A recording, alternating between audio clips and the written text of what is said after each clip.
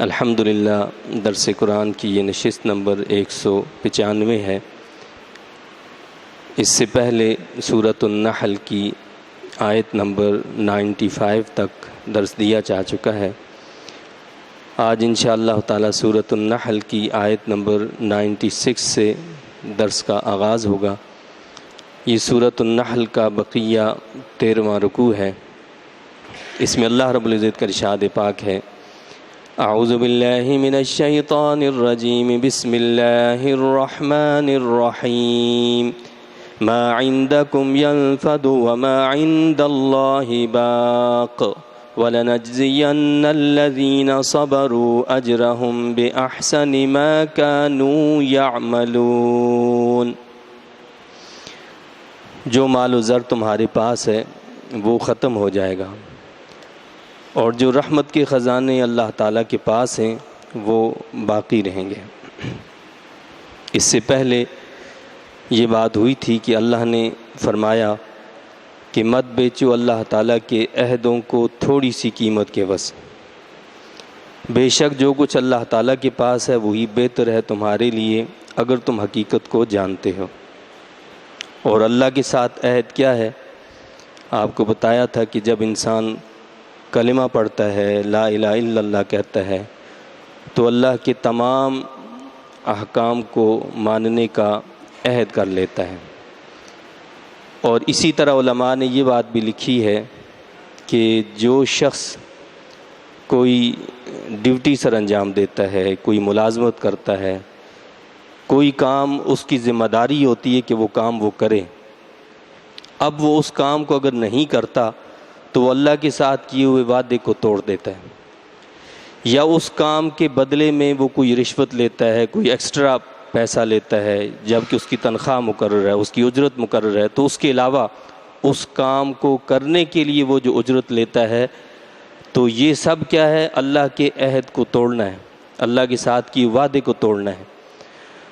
اب اللہ نے اس آیت میں یہ بتایا ہے کہ انسان یہ جو سمجھتا ہے کہ میں ہر شے کے بدلے میں پیسہ جمع کر لوں، یہاں سے پیسہ آ جائے، دولت آ جائے، وہاں سے یہ ہو جائے، حلال ہو حرام ہو کوئی بھی ہو، رشوت ہو، سود ہو، حرام خوری ہو، کوئی بھی ہو، اللہ فرماتا ہے کہ انسان نے کبھی یہ کیوں نہیں سوچا کہ یہ جتنا مال و زر ہے، یہ دولت ہے، یہ پیسہ ہے، یہ سونا چاندی جواہرات اور طرح طرح کی چیزیں ہیں، اللہ فرماتا ہے کہ جو مال و زر تمہارے پاس ہے وہ تو ختم ہو جائے گا، کتنا بھی جمع کر لو وہ تو سب ختم ہو جائے گا، اور جو رحمت کے خزانے اللہ تعالیٰ کے پاس ہیں وہ تو باقی رہیں گے۔ یعنی باقی رہنے والی چیز جو ہے وہ یہ مال و دولت نہیں ہے، وہ سونا چاندی جواہرات ڈالرز یہ چیزیں نہیں ہیں، بلکہ وہ تو اللہ کی رحمت کے خزانے ہیں، اور وہ اعمال صالحہ ہیں جو انسان اس دنیا میں محض اللہ کی رضا کے لیے کرتا ہے۔ تو جو کام اللہ کی رضا کے لیے کیا ہے وہ تو باقی بچے گا، اس کا اجر دیا جائے گا، لیکن یہ جو مال و دولت ہے یہ سب کچھ فنا اور ختم ہو جائے گا۔ اور اللہ فرماتا ہے کہ اور ہم ضرور عطا کریں گے انہیں جنہوں نے ہر مصیبت میں صبر کیا، ان کا اجر ان کے اچھے اور مفید کاموں کے عوض جو وہ کیا کرتے تھے۔ تو کیا فرمایا کہ انسان ظاہر ہے کہ جب حق پر چلتا ہے اور حق کے لیے قدم بڑھاتا ہے اور صحیح اور سچ کو اپناتا ہے تو اس راستے میں بڑی مشکلات کا سامنا کرنا پڑتا ہے اور کئی مصیبتیں جھیلنا پڑتی ہیں۔ اللہ فرماتا ہے کہ جو حق کے لیے صبر کرتا ہے، حق پر چلنے کے لیے کانٹوں کو برداشت کر لیتا ہے، اللہ کا فرمان ہے کہ ہم اس کو اس کا اجر عطا فرمائیں گے، اس صبر کے عوض، اس مصیبت کے عوض، اس پریشانی کے عوض جو اس نے حق کی خاطر برداشت کی۔ من عمل صالحا من ذکر او انثى وهو مؤمن فلنحيينه حیاتا طیبہ، جو بھی نیک کام کرے مرد ہو یا عورت، بشرطے کہ وہ مومن ہو، تو ہم اسے عطا کریں گے ایک پاکیزہ زندگی۔ یہ اللہ کا کھلا اعلان ہے، اور قرآن نے یہ بھی واضح کر دیا ہے کہ عورت جو ہے نا وہ صرف کوئی ایسی چیز نہیں ہے کہ جو ملک ہو، یعنی عربوں میں عورت کو بھی وراثت میں تقسیم کر لیا جاتا تھا، وہ کسی کے ملک بن جاتی تھی، کسی کی ملکیت میں چلی جاتی تھی۔ یہ عزت، یہ افتخار، یہ مقام اسلام نے دیا عورت کو۔ کیا فرمایا کہ مرد ہو یا عورت، جو بھی نیک کام کرے گا تو بس شرط یہ ہے کہ وہ مومن ہو۔ اللہ نے اس سے وعدہ کیا ہے فَلَنُحْيِيَنَّهُ حَيَاةً طَيِّبَةً، تو ہم اسے عطا کریں گے ایک پاکیزہ زندگی۔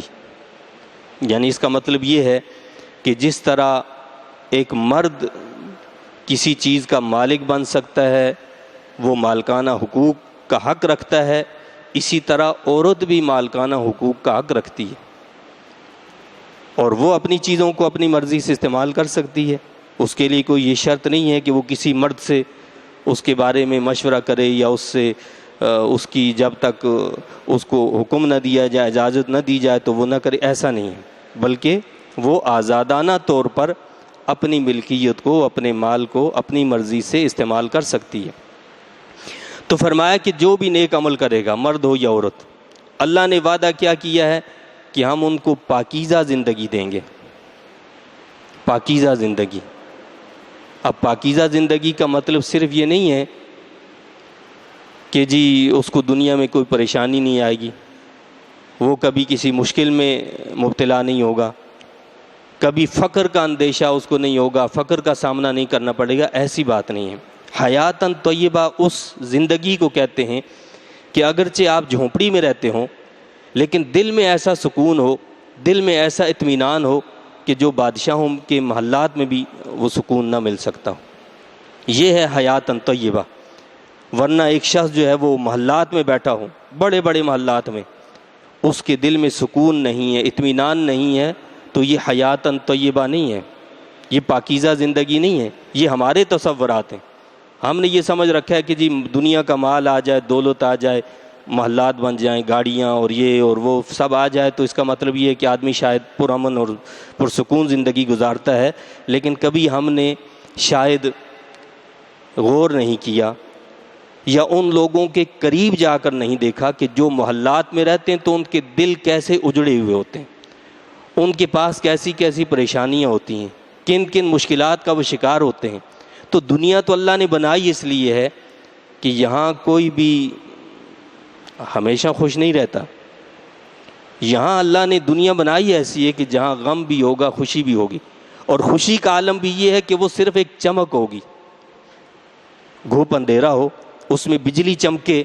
بس آپ یوں سمجھیں کہ ساری زندگی ہماری جو ہے وہ ایسی ہے کہ جس میں خوشی کی ایک چمک آتی ہے لیکن اس کے ارد گرد ہزاروں غم ہوتے ہیں جو اس خوشی کو چھیننے کے لیے تیار ہوتے ہیں۔ کہیں کوئی بیماری ہوتی ہے، کہیں کوئی اور مسئلہ ہوتا ہے، کوئی اور پریشانی ہوتی ہے۔ یہ سب چیزیں اللہ نے زندگی کے اندر رکھی ہیں کہ آپ یہ سمجھو کہ یہاں ہر وقت جو ہے وہ بس بجلی کی چمک ہی رہے اور کوئی غم، کوئی اندھیرا آئے نہ، یہ تو ممکن ہی نہیں ہے۔ یہ تو صرف آخرت میں ہے، وہاں پر جس کو اللہ تعالیٰ خوشی عطا فرمائے گا تو وہ ہمیشہ کی خوشی ہوگی، کبھی غم نہیں دیکھے گا وہ، اور جو غم کے حوالے کر دیا گیا وہ کبھی خوشی نہیں دیکھے گا۔ اللہ اس سے ہمیں محفوظ رکھے۔ تو دنیا کی زندگی ایک آزمائش، ایک امتحان کہ جس میں ہر طرف سے انسان کو غم گھیرے ہوئے ہیں، پریشانیاں گھیرے ہوئی ہیں، اور طرح طرح کی تکالیف، طرح طرح کے انسان کے خیالات، وسوسے اور چیزیں اس کو پریشان کیے ہوئے ہیں۔ تو اسی میں زندگی کو گزارنا ہے، لیکن کیسے گزارنا ہے؟ جیسے رب نے فرمایا اس طرح گزارنا ہے تو یہ زندگی بھی اطمینان اور سکون والی ہوگی۔ ہزاروں غم ہو، اسے کوئی پریشانی نہیں ہے۔ جس نے زندگی اللہ کے حکم کے مطابق گزاری اسے کوئی پرواہ نہیں ہے، بڑے سے بڑا غم آ جائے اسے کوئی فکر نہیں ہوگی۔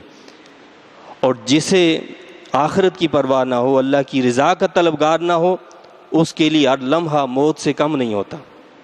تو اس لیے اللہ نے کیا فرمایا ہے، یہ اللہ نے وعدہ کیا بلکہ کہ جو بھی مرد ہو یا عورت وہ اچھے عمل کرنے والا ہو، نیک اعمال کرنے والا ہو، فَلَنُحْيِيَنَّهُ حَيَاةً طَيِّبَةً، ہم اسے عطا کریں گے پاکیزہ زندگی۔ یہ پاکیزہ زندگی اس کو اللہ یہاں دنیا میں بھی دے گا اور آخرت میں بھی یہی پاکیزہ زندگی، یہی اطمینان، یہی سکون اس کو حاصل ہوگا۔ وَلَنَجْزِيَنَّهُمْ أَجْرَهُمْ بِأَحْسَنِ مَا كَانُوا يَعْمَلُونَ، اور ہم ضرور دیں گے انہیں ان کا اجر ان کے اچھے اور مفید کاموں کے عوض جو وہ کیا کرتے تھے۔ تو اجر تو محض اللہ اپنے فضل سے دے گا، لیکن یہاں کیا فرمایا، یعنی یہاں ترغیب دی ہے کہ اچھے اعمال کو چھوڑنا نہیں ہے۔ گو کہ ہمارے اچھے اعمال کے اندر بھی جو ہے وہ بے شمار کوتاہیاں ہوتی ہیں، وہ اس قابل نہیں ہوتے کہ جن کو اللہ کی بارگاہ میں پیش کیا جا سکے، لیکن یہ محض رب کی کرم نوازی ہے کہ وہ ان چھوٹے موٹے نیک عملوں کو بھی اپنی کرم نوازی سے قبول کر لیتا ہے۔ تو فرمایا کہ ان عملوں کے عوض ہم ان کو ضرور جو ہے اجر عطا فرمائیں گے۔ فَإِذَا قَرَأْتَ الْقُرْآنَ فَاسْتَعِذْ بِاللَّهِ مِنَ الشَّيْطَانِ الرَّجِيمِ۔ اب اچھے اعمال میں سب سے بہترین اچھا عمل کیا ہے؟ قرآن کی تلاوت، قرآن کو سمجھنا، قرآن کے معنی اور مفاہیم میں غور کرنا، اور اس کی تعلیمات کو سمجھ کر اس پر نہ صرف عمل کرنا بلکہ ان کو آگے پھیلانا۔ لیکن اس قرآن کو جب پڑھا جائے اس کے لیے اللہ نے کچھ آداب بتائے، کچھ طریقہ بتائے۔ ظاہر ہے پہلے یہی چیز ہے کہ جب انسان اللہ کے کلام کو ہاتھ لگائے تو لا یمسہ الا المطہرون، اللہ کے کلام کو صرف طاہر پاکیزہ لوگ ہی ہاتھ لگا سکتے ہیں، ناپاک لوگ ہاتھ نہیں لگا سکتے۔ تو لہٰذا پہلے پاکی حاصل کرنی ہے، پاک کپڑا ہو، پاک جسم ہو اور پاک جگہ ہو، تو وہاں بیٹھ کر انسان کو اللہ کے کلام کی تلاوت کرنی چاہیے۔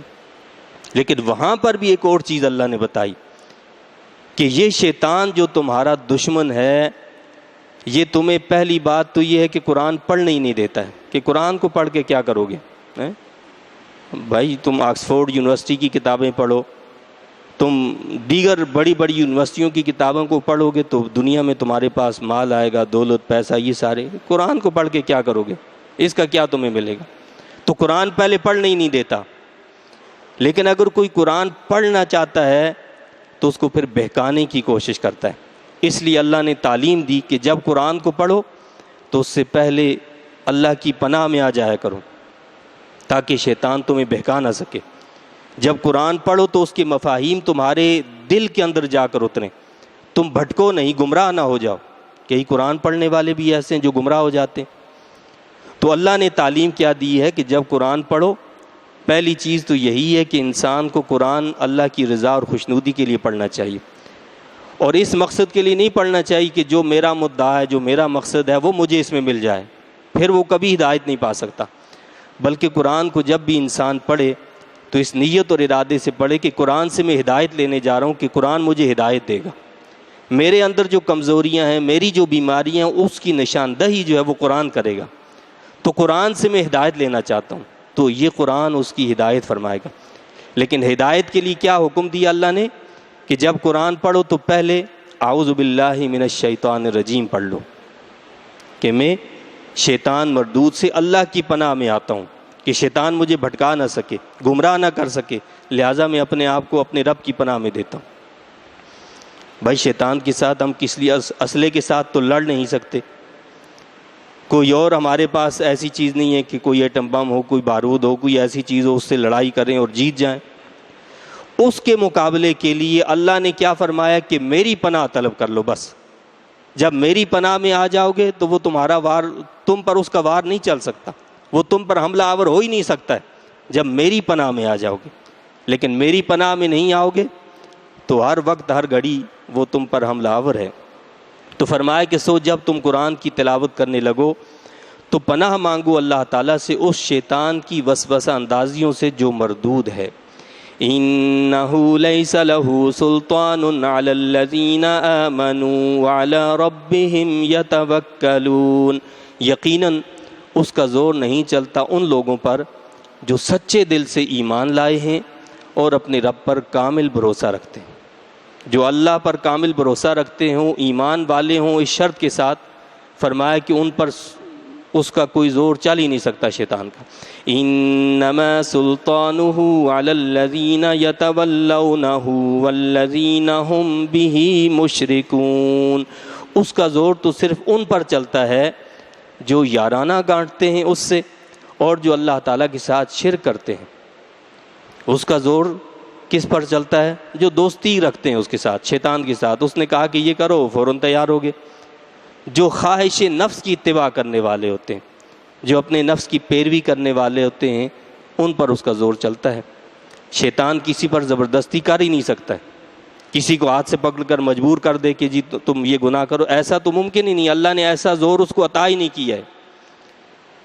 اللہ کیا فرماتا ہے کہ یہ سب کچھ تو وہ لوگ کرتے ہیں جو اس کے ساتھ یارانہ بنا لیتے ہیں، جو اس کو اپنا دوست بنا لیتے ہیں۔ ذرا اس نے وسوسہ ڈالا، ذرا اس نے کوئی اشارہ دیا اور ہم چل پڑے، ہم بہہ گئے اس کی باتوں میں، اور اس کے تزین اور آرائش کے اندر جو ہم بہہ گئے، تو ان پر اس کا زور چلتا ہے، اور شرک کرنے والوں پر اس کا زور چلتا ہے۔ ورنہ جو ایمان والا ہو اور اللہ پر بھروسہ رکھتا ہو، اس پر شیطان کا کبھی زور نہیں چلتا۔ وَإِذَا بَدَّلْنَا آيَةً مَّكَانَ آيَةٍ وَاللَّهُ أَعْلَمُ بِمَا يُنَزِّلُ قَالُوا إِنَّمَا أَنتَ مُفْتَرٍ، اور جب ہم بدلتے ہیں ایک آیت کو دوسری آیت کی جگہ، اور اللہ تعالیٰ خوب جانتا ہے جو وہ نازل کرتا ہے، تو یہ لوگ کہتے ہیں تم صرف افتراء پرداز ہو۔ نبی کریم صلی اللہ علیہ وسلم اللہ کی آیات بتاتے، یا کبھی ایک حکم کی جگہ دوسرا حکم بتا دیتے۔ تبدیل کا مطلب ہوتا ہے ایک چیز کو ہٹا کر اس کی جگہ دوسری چیز رکھ دینا، اور جب کہتے ہیں تبدیلی آیات تو اس کا مطلب یہ ہوتا ہے کہ ایک آیت کی جگہ پر دوسری آیت کو نازل کر دینا، ایک حکم کی جگہ پر دوسرا حکم نازل کر دینا۔ تو کہتے تھے کہ جی یہ تو آپ صرف افتراء پردازی کرتے ہیں، یہ خود سے گھڑتے ہیں اور اللہ پر جو ہے آپ افتراء کرتے ہیں۔ اللہ فرماتا ہے بل اکثرهم لا يعلمون، حقیقت یہ ہے کہ ان میں سے اکثر آیت بدلنے کی حکمت کو نہیں جانتے۔ بھائی آیت کو کب بدلنا ہے، کب کیا کرنا ہے، یہ تو اللہ جانتا ہے، اس کی حکمتوں سے وہ واقف ہے۔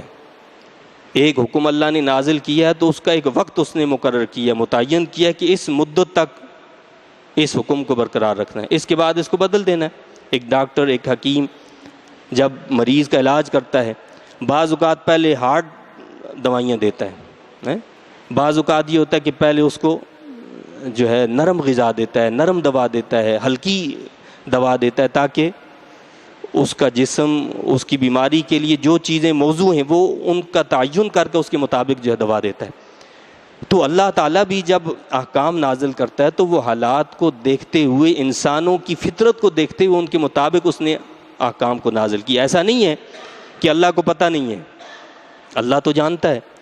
جیسے میں نے آپ کو مثال دی کہ ڈاکٹر کو، حکیم کو پتہ ہے کہ اس شخص کے مرض کی دوا کیا ہے، لیکن اس دوا سے پہلے وہ کچھ اور چیزیں شروع کرواتا ہے تاکہ اس دوا کے لیے اس کا معدہ تیار ہو جائے، اس کا اندرونی سسٹم تیار ہو جائے۔ لیکن اس کا یہ مطلب نہیں ہے کہ ہم یہ کہیں کہ ڈاکٹر کو یا حکیم کو مرض کا ہی پتہ نہیں ہے۔ تو رب کائنات حکمتوں سے واقف ہے کہ کس حکم کو کب تک برقرار رکھنا ہے اور کب اس کو تبدیل کر دینا۔ فرمایا کہ ان حکمتوں سے وہی واقف ہے۔ قل نزلہ روح القدس من ربک بالحق لیثبت الذین آمنوا وہدی وبشری للمسلمین۔ فرمائیے نازل کیا اسے روح القدس نے آپ کی رب کی طرف سے حق کے ساتھ۔ یہ اللہ نے جواب دیا۔ یہ کہتے ہیں کہ یہ آپ اپنے پاس سے بنا کر لاتے ہیں، اللہ جواب دیتا ہے کہ تمہاری اس بات کا جواب یہ ہے کہ اے حبیب آپ فرمائیں کہ اسے میں نے نہیں بنایا ہے، میں نے نازل نہیں کیا ہے، یہ میری لکھی ہوئی کتاب نہیں ہے، اسے نازل کیا ہے، اسے فرمائیے نازل کیا اسے روح القدس نے، پاکیزہ روح نے۔ اور وہ کون ہے؟ وہ جبرائیل امین علیہ السلام ہے، وہ اللہ کے فرشتے ہیں، یعنی جن سے کبھی کوئی گناہ سرزد ہو ہی نہیں سکتا، جو اپنے خیال اپنی مرضی سے کوئی کام کرتے ہی نہیں ہیں، وہ صرف وہ کام کرتے ہیں جو اللہ فرماتا ہے۔ جہاں بھول کا کوئی اندیشہ نہیں ہے کہ بھولے سے کوئی بات الگ بتا دی جائے، فرمایا کہ نہ وہاں بھول چوک کا کوئی اندیشہ ہے، نہ کسی ناحق کا اندیشہ ہے۔ تو فرمایا کہ اسے روح القدس نے نازل کیا ہے آپ کے رب کی طرف سے، وہ اپنے پاس سے نہیں لائے ہیں، رب کی طرف سے لے کر آئے حق کے ساتھ۔ یہ کتاب حق ہے، اور لے کر آئے جبرائیل امین علیہ الصلاۃ والسلام، اور اللہ کے پاس سے لے کر آئے ہیں۔ کیوں لے کر آئے ہیں؟ لیثبت الذین آمنوا وہدی وبشریٰ للمسلمین، تاکہ ثابت قدم رکھے انہیں جو ایمان لائے ہیں، اور یہ ہدایت اور خوشخبری ہے مسلمانوں کے لیے۔ اس کلام کے ذریعے سے ایمان والوں کے اندر ثابت قدمی پیدا ہوتی ہے، ان کے اندر استقامت پیدا ہوتی ہے، اور یہ کتاب جو ہے وہ ایمان والوں کے لیے، وہ مسلمانوں کے لیے ہدایت اور خوشخبری ہے۔ اس کی روشنی میں وہ اپنی زندگی بسر کرتے ہیں۔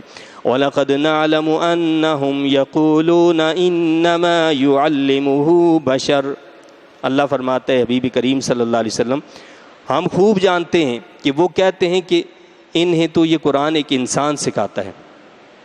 قرآن کا جب کسی طرح وہ جواب نہیں دے سکے، بار بار ان کو چیلنج کیا گیا کہ بھائی اگر یہ ہم نے خود بنایا ہے تو چلو اس کی مثل کلام لے آؤ، اس کی مثل کوئی ایک صورت لے آؤ، اس کی مثل کوئی ایک آیت لے آؤ، کچھ بھی نہیں کر سکے۔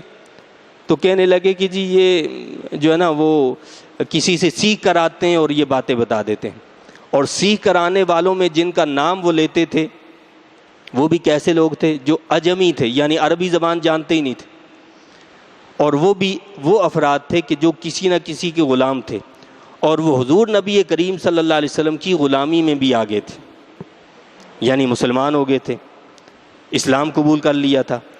تو کہتے تھے کہ یہ فلاں سے سیکھتے ہیں، یہ فلاں سے سیکھتے ہیں، اور فلاں سے سیکھ کر آ کر ہمارے پاس پیش کرتے ہیں۔ اللہ نے یہ جواب دیا کہ یہ کیسی باتیں کرتے ہو کہ جو کلام تمہارے سامنے پیش کیا جا رہا ہے یہ تو فصیح عربی ہے، بلکہ تمہارے فصحاء اور ادبا جو ہیں، جو ادیب لوگ جو ہیں، وہ بھی اس کا جواب نہیں دے سکتے، بڑے بڑے شعراء تمہارے جو وہ اس کا جواب نہیں دے سکتے۔ تم ان لوگوں کا نام لیتے ہو کہ جو اجمی ہیں، جو عربی زبان جانتے ہی نہیں ہیں، اور اگر عربی زبان بولتے بھی ہیں تو اتنی بول سکتے ہیں کہ اپنی بات کو پورا کر سکیں۔ تو اللہ فرماتا ہے کہ ہم خوب جانتے ہیں کہ وہ کہتے ہیں کہ انہیں تو یہ قرآن ایک انسان سکھاتا ہے۔ لسان الذی یلحدون الیہ اعجمی وہذا لسان عربی مبین، حالانکہ اس شخص کی زبان جس کی طرف یہ تعلیم قرآن کی نسبت کرتے ہیں اجمی ہے، اور یہ قرآن فصیح و بلیغ عربی زبان میں ہے۔ ان الذین لا یؤمنون بآیات اللہ لا یہدیہم اللہ ولہم عذاب علیم، بے شک جو لوگ ایمان نہیں لاتے اللہ تعالیٰ کی آیتوں پر، اللہ تعالیٰ انہیں ہدایت نہیں دیتا، اور ان کے لیے دردناک عذاب ہے۔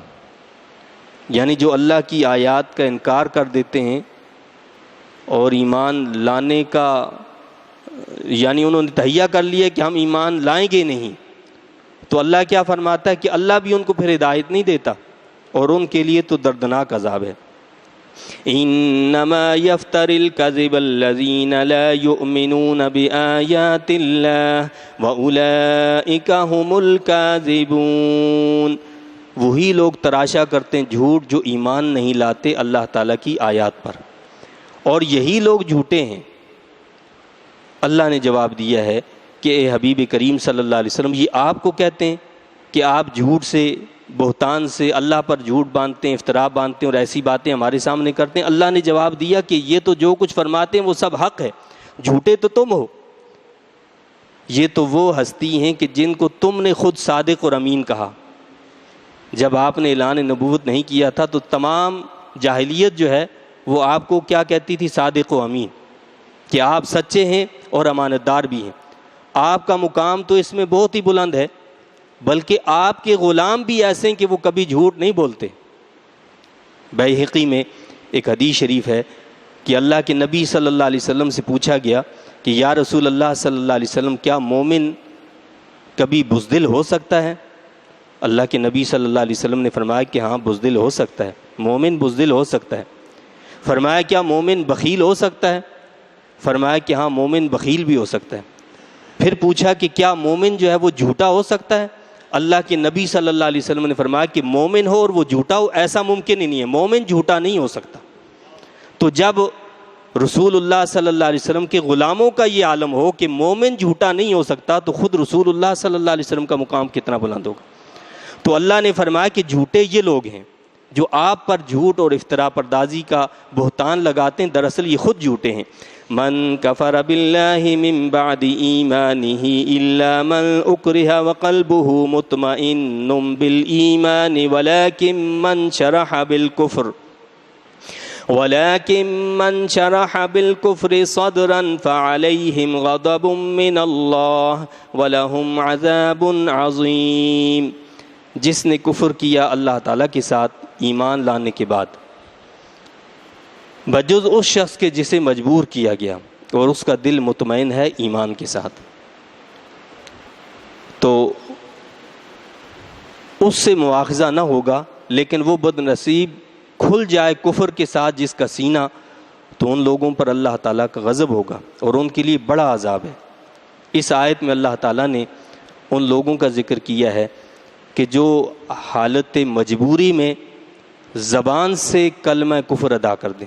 اس کے پہلے حصے میں ان لوگوں کا ذکر ہوا کہ حالت مجبوری میں ان کی زبان سے کلمہ کفر ادا ہو جائے، دل ان کا مطمئن ہے ایمان پر، تو اللہ نے فرمایا کہ ان سے مواخذہ نہیں ہوگا، اس پر پکڑ نہیں ہوگی. ورنہ اگر صحابہ کرام کی حیات مقدسہ کو دیکھا جائے تو پتہ یہ چلتا ہے کہ انگاروں پر لٹا دیا گیا اور ان کے جسم سے جو ہے یعنی ان کی چربی کے ذریعے سے انگارے بجھ گئے، لیکن انہوں نے ایمان سے انکار نہیں کیا. حضرت یاسر رضی اللہ تعالیٰ عنہ پر شدید تشدد کیا گیا اور کہا گیا کہ تم اپنے ایمان سے پھر جاؤ. ایمان کا انکار نہیں کیا، اپنی جان قربان کر دی، ان کو شہید کر دیا گیا. آپ کی زوجہ محترمہ حضرت سمیہ رضی اللہ تعالیٰ عنہ پہلی شہید خاتون ہیں مسلمانوں میں، یعنی جو خواتین میں پہلی شہید خاتون حضرت سمیہ رضی اللہ تعالیٰ عنہ. یہ ابو جہل کی یعنی کنیز تھیں. حضرت یاسر رضی اللہ تعالیٰ عنہ بھی ان کے ابو جہل کا جو ہے وہ غلام تھے حضرت یاسر رضی اللہ تعالیٰ عنہ، تو اس نے بہت تشدد کیا، تو حضرت یاسر رضی اللہ تعالیٰ عنہ نے اپنی جان قربان کر دی. حضرت سمیہ رضی اللہ تعالیٰ عنہ پر بھی تشدد کیا گیا کہ اسلام سے پھر جاؤ، اسلام نہیں چھوڑا. تو کیا کیا اس بدبخت نے ابو جہل نے کہ آپ کی ایک ٹانگ کو ایک اونٹ کے ساتھ باندھا، دوسری ٹانگ کو دوسرے اونٹ کے ساتھ باندھا، ایک اونٹ کو ایک طرف ہنکایا دوسرے کو دوسری طرف. اس طرح آپ کے دو ٹکڑے کر دیے گئے، دو ٹکڑے ہو گئے، لیکن اسلام کو نہیں چھوڑا. یہ ساری صورتحال ان کے بیٹے حضرت عمار رضی اللہ تعالیٰ عنہ بھی دیکھ رہے تھے، ان پر بھی تشدد ہوا اور ان کو بھی اس طرح قتل کی دھمکی ملی، تو ان کی زبان سے کلمہ کفر نکل گیا. انہوں نے وہ الفاظ کہہ دیے جو وہ کہلوانا چاہتے تھے، وہ ادا ہو گئے. جب یہ تشدد ختم ہوا، ان کی قید سے آپ باہر نکلے، تو آپ روتے ہوئے بارگاہ رسالت میں آپ صلی اللہ علیہ وسلم میں حاضر ہوئے اور سارا واقعہ سنایا. تو اللہ کے نبی صلی اللہ علیہ وسلم نے فرمایا کہ عمار تو سر سے لے کر پاؤں تک ایمان سے تر و تازہ ہے، تو یہ کیسی بات کرتا ہے. فرمایا کہ یہ بتاؤ کہ جب یہ صورتحال ہوئی، تم نے اپنی زبان سے یہ کلمہ ادا کیا، تو تمہارے دل کی کیا حالت تھی؟ تو آپ نے فرمایا کہ مطمئن بالایمان، میرا دل تو ایمان پر بالکل مطمئن تھا. فرمایا کہ کوئی مسئلہ نہیں، اگر دوبارہ تمہارے ساتھ ایسی صورتحال پیدا ہو تو تم پھر وہ کلمات کہہ دینا. جب تمہارا دل مطمئن ہے تو زبان سے صرف کلمہ کفر ادا کرنے سے کوئی مسئلہ نہیں. تو عظیمت تو یہ ہے کہ ایمان کے لیے جان قربان کر دی جائے، کلمہ کفر زبان پر نہ آئے. لیکن اسلام نے رخصت دی ہے کہ اگر جان بچانے کے لیے کہیں نہایت مجبوری میں کلمہ کفر ادا کرنا پڑے تو فرمایا کہ اس کی رخصت ہے. لیکن افضل کیا ہے کہ اپنی جان قربان کر دو، زبان پر کلمہ کفر نہ آنے دو، اس سے اجتناب کرو. تو یہاں پر اسی حوالے سے بتایا اللہ نے کہ جس نے کفر کیا اللہ تعالیٰ کے ساتھ ایمان لانے کے بعد، بجز اس شخص کے جسے مجبور کیا گیا اور اس کا دل مطمئن ہے ایمان کے ساتھ، تو اس سے مواخذہ نہیں ہوگا. لیکن وہ بد نصیب کھل جائے کفر کے ساتھ جس کا سینہ، یعنی جو مرتد ہو جائے اسلام کے بعد، اسلام کا انکار کر دے اور کافر ہو جائے، تو ان لوگوں پر اللہ تعالیٰ کا غضب ہوگا اور ان کے لیے بڑا عذاب ہے. ایسا کیوں ہوگا؟ ذالک بأنہ مستحب الحیات الدنیا علی الآخرہ، اس کی وجہ یہ ہے کہ انہوں نے پسند کر لیا دنیا کی فانی زندگی کو آخرت کی ابدی زندگی پر. وَأَنَّ اللَّهَ لَا يَهْدِي الْقَوْمَ الْكَافِرِينَ، اور بے شک اللہ تعالیٰ ہدایت نہیں دیتا اس قوم کو جو کافر ہے۔ أُولَئِكَ الَّذِينَ طَبَعَ اللَّهُ عَلَى قُلُوبِهِمْ وَسَمْعِهِمْ وَأَبْصَارِهِمْ، یہ وہ لوگ ہیں مہر لگا دی اللہ تعالیٰ نے جن کے دلوں، جن کے کانوں اور جن کی آنکھوں پر۔ وَأُولَئِكَ هُمُ الْغَافِلُونَ، اور یہی لوگ اپنے اعمال کے نتائج سے غافل ہیں۔ لا جرم انہم فی الآخرۃ ہم الخاسرون، ضرور یہی لوگ آخرت میں نقصان اٹھانے والے ہیں۔ ثم ان ربک للذین ہاجروا من بعد ما فتنوا ثم جاہدوا وصبروا ان ربک من بعدها لغفور الرحیم، پھر بے شک آپ کے پروردگار کا معاملہ ان کے ساتھ جنہوں نے ہجرت کی، بڑی آزمائشوں سے گزرنے کے بعد پھر جہاد بھی کیا اور مصائب میں صبر سے کام لیا، بے شک آپ کا رب ان آزمائشوں کے بعد ان کے لیے بڑا بخشنے والا، بہت رحم فرمانے والا ہے۔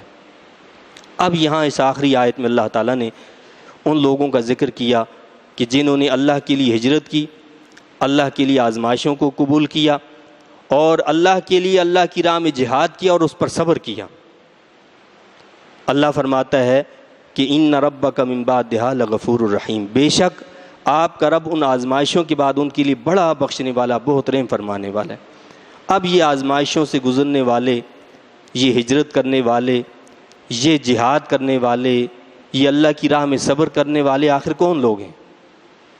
یہ وہ لوگ ہیں جن کو ہم صحابہ کرام کے نام مبارک سے جانتے ہیں اور جن کی وجہ سے یہ دین، یہ اسلام ہم تک پہنچا ہے، جن کی وجہ سے آج ہم مسلمان ہیں، جن کی وجہ سے آج ہمارے پاس قرآن ہے، جن کی وجہ سے ہمارے پاس آج حدیث مبارکہ کا ذخیرہ ہے اور جن کی وجہ سے یہ ساری رونق ہے۔ اب اگر کوئی ان عظیم ہستیوں کے بارے میں لعن طعن کرے، اپنی گندی زبان کو ان کے لیے دراز کرے، تو مجھے آپ بتائیے کہ وہ مسلمان کہلانے کا کبھی مستحق ہو سکتا ہے؟ وہ مسلمان نہیں ہو سکتا۔ اللہ کے نبی صلی اللہ علیہ وسلم نے فرمایا ہے، حدیث پاک کا مفہوم ہے کہ یہ سارے صحابہ میرے جو ہیں یہ تو ستاروں کی مانند ہیں، جس نے بھی ان کی اتباع کی، ان کی اقتداء کی، وہ ہدایت پا گیا۔ اور فرمایا کہ جو ان کو برا بھلا کہیں تو ان پر اللہ کی لعنت بھیجو، نہ ان کی عیادت کرو، نہ ان کی نماز جنازہ پڑھو۔ جو ان کو برا بھلا کہیں، جو میرے صحابہ کو برا بھلا کہیں، ان کے درمیان ہم فیصلے کرنے والے کون ہوئے؟ وہ حضرت سیدنا ابو بکر صدیق رضی اللہ تعالیٰ عنہ ہوں، یا حضرت علی مرتضیٰ رضی اللہ تعالیٰ عنہ، یا حضرت امیر معاویہ رضی اللہ تعالیٰ عنہ، یا حضرت ابو سفیان رضی اللہ تعالیٰ عنہ ہوں، سارے کے سارے صحابہ یہ سب وہ لوگ ہیں جن سے رضامندی کا اللہ نے قرآن میں ایک مرتبہ نہیں، بارہا اعلان کیا۔ اللہ نے بارہا اعلان کیا، کُلًّا وعد اللہ الحسنى، اللہ فرماتا ہے ان سب سے اللہ نے بھلائی کا اور خیر کا وعدہ فرما رکھا۔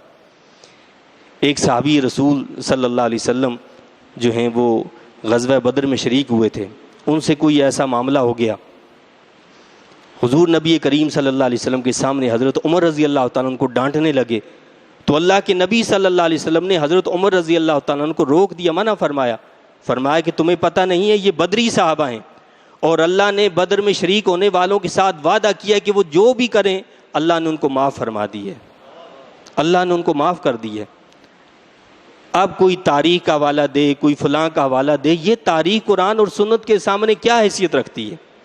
ہم کہتے ہیں کہ تاریخ سے ضرور سبق حاصل کریں، تاریخ کو ضرور پڑھیں، ہسٹری کو ضرور پڑھنا چاہیے، لیکن یہ تاریخ، یہ ہسٹری، یہ ہمارا ایمان نہیں ہے۔ اس تاریخ اور ہسٹری کا آپ کے پاس کوئی ثبوت نہیں ہے کہ ایک شخص کوئی بات لکھتا ہے، آپ ثابت نہیں کر سکتے کہ واقعتاً اس نے یہ بات کہی ہے یا نہیں کہی ہے۔ یہ شرف صرف قرآن اور سنت کو حاصل ہے کہ سنت میں کوئی ایک بات اگر ایسی ہو جسے رسول اللہ صلی اللہ علیہ وسلم سے منسوب کیا گیا ہو، آپ اول سے لے کر آخر تک ان تمام راویوں کا بھی پتہ کر سکتے ہیں، ان کے حالات بھی پتہ کر سکتے ہیں، یہ کیسے لوگ تھے، معاشرے میں ان کو کیسا پہچانا جاتا تھا اور ان کے اخلاق و کردار کیا تھے، اور آپ اس سے یہ اس بات تک پہنچ سکتے ہیں، اس کی تہہ تک پہنچ سکتے ہیں کہ یہ بات کتنی سچ اور کتنی جھوٹ ہے۔ اسی پر پھر ہم کبھی کہتے ہیں کہ یہ حدیث صحیح ہے، کبھی کہتے ہیں یہ غریب ہے، یہ ضعیف ہے، یہ ساری چیزیں اس کے بعد لگتی ہیں کہ اس کے اصول اور قاعدے ضابطے موجود ہیں۔ مجھے بتائیے کہ اس ہسٹری کے کوئی ایسے ضابطے قاعدے موجود ہیں کہ جن سے آپ جانچ سکیں؟ تو لہٰذا جب صحابہ کرام کی بات ہو تو وہاں کوئی ہسٹری، کوئی تاریخ نہیں ہے، وہاں قرآن اور سنت ہے۔ جو قرآن اور سنت کہتے ہیں ہم نے اس پر عمل کرنا ہے۔ ہمیں کوئی حق نہیں پہنچتا کہ صحابہ کرام کے درمیان میں اگر کوئی بات ہوئی ہو آپس میں، فطری بات ہے کہ انسان جب آپس میں رہتے ہیں تو بہت ساری باتیں ہو جاتی ہیں، لیکن یہ معاملہ ان کے ساتھ ہے، ان کا معاملہ ان کے ساتھ، وہ ان کا معاملہ اور رب کا معاملہ ہے۔ ہمیں کوئی حق نہیں پہنچتا کہ ہم صحابہ کرام کے بارے میں کوئی ایسی بات کہیں اور کسی کو کسی پر جو ہے یعنی فضیلت دیتے ہوئے کسی دوسرے کی نعوذ باللہ توہین کریں۔ اور خصوصاً ہمارے ماحول میں، ہمارے ملک کے اندر ابھی آپ دیکھیں کہ یہ محرم کے جو عشرہ پہلا گزرا، کچھ لوگوں نے بعض صحابہ کرام پر نعوذ باللہ تبرہ کیا۔ یہ جھوٹے غدار لوگ جو فرقہ واریت پھیلانا چاہتے ہیں، ہم فرقہ واریت کے قائل نہیں ہیں، ہم لوگ تو امن کے جو ہیں داعی ہیں اور امن کی دعوت دیتے ہیں۔ فرقہ واریت سے مسلمان کھوکھلے ہو گئے، لیکن ہمارے ملک کے اندر ایسے لوگ موجود ہیں جو فرقہ واریت کے ذریعے امت مسلمہ کو توڑنا چاہتے ہیں، امت مسلمہ کے اندر افتراق پیدا کرنا چاہتے ہیں۔ حضرت ابو سفیان رضی اللہ تعالیٰ عنہ کے بارے میں زبان دراز کی انہوں نے، حضرت سیدنا امیر معاویہ رضی اللہ تعالیٰ عنہ کے بارے میں انہوں نے تبرہ کیا، برا بھلا کہا۔ یہ وہ حضرت امیر معاویہ رضی اللہ تعالیٰ عنہ ہیں جو کاتب وحی ہیں، جنہوں نے قرآن کو لکھا ہے، قرآن نازل ہو رہا ہے، جبرائیل امین لے کر آ رہے ہیں، محمد عربی صلی اللہ علیہ وسلم لکھوا رہے ہیں حضرت امیر معاویہ رضی اللہ تعالیٰ عنہ سے، اور جن کے بارے میں خود رسول اللہ صلی اللہ علیہ وسلم نے دعا کی کہ یا اللہ ان کو ہدایت دے، یا اللہ معاویہ کو عذاب جہنم سے بچا۔ خود اللہ کے نبی صلی اللہ علیہ وسلم نے جن کے لیے دعا کی، اور ان کے والد محترم حضرت ابو سفیان رضی اللہ تعالیٰ عنہ کہ جنہوں نے اسلام قبول کرنے کے بعد، ایمان قبول کرنے کے بعد اپنا سب کچھ اسلام کے لیے قربان کیا۔ سیدنا عثمان غنی رضی اللہ عنہ کے دور میں آپ کا وصال ہوا، آپ نے پہلے ایک جہاد میں اپنی ایک آنکھ کو اللہ کی راہ میں قربان کیا، دوسرے جہاد میں اپنی دوسری آنکھ کو بھی اللہ کی راہ میں قربان کر دیا، حتیٰ یہ کہ عثمان غنی رضی اللہ تعالیٰ عنہ کے دور میں آپ کا وصال ہوا تو ایک روایت کے مطابق سیدنا عثمان غنی رضی اللہ تعالیٰ عنہ نے آپ کا جنازہ پڑھایا، اور ایک روایت کے مطابق خود حضرت امیر معاویہ رضی اللہ تعالیٰ عنہ نے آپ کی نماز جنازہ ادا کی۔ تو کہنے کا مقصد یہ ہے کہ صحابہ کرام کی اپنی فضیلت اپنی جگہ پر ہے، اس میں درجہ بدرجہ ہیں، سب سے اعلیٰ اور افضل ظاہر ہے کہ وہ سیدنا صدیق اکبر رضی اللہ تعالیٰ عنہ کی ذات گرامی ہے۔ لیکن ہمارا ایمان یہ ہے کہ صحابہ کرام جتنے بھی ہیں افضلیت اپنی جگہ پر ہے، لیکن کسی کی فضیلت بیان کرتے ہوئے کسی دوسرے صحابی کی تحقیر کرنا، یہ اپنے ایمان کو برباد کرنا ہے۔ تو لہٰذا اس بات کا جو ہے دل میں پختہ ایمان ہونا چاہیے کہ جتنے بھی صحابہ ہیں وہ سب بخشے بخشائے ہیں، اللہ سب سے راضی ہے، اور ان کے صدقے میں اللہ نے ہمیں ایمان عطا فرمایا ہے۔ اگر ان پر کوئی زبان دراز کرتا ہے، وہ دراصل قرآن پر، وہ سنت رسول اللہ صلی اللہ علیہ وسلم پر، ہمارے ایمان پر تلوار چلانے والا ہے۔ اللہ تعالیٰ ایسے بدبختوں سے ہم سب کو محفوظ رکھے، اور اللہ تعالیٰ ایسے بدبختوں کی زبانوں کو نکال کر باہر کر دے، اور اس ملک کے اندر اتفاق، اتحاد اور امت مسلمہ کے اندر جو انتشار ہے وہ ختم ہو جائے، اتفاق پیدا ہو جائے، محبتیں پیدا ہو جائیں، اور ایسے جو انتشار پھیلانے والے لوگ ہیں اللہ تعالیٰ ان سے اس ملک کو پاک فرمائے۔ آمین۔ وآخر دعوانا ان الحمد للہ رب العالمین۔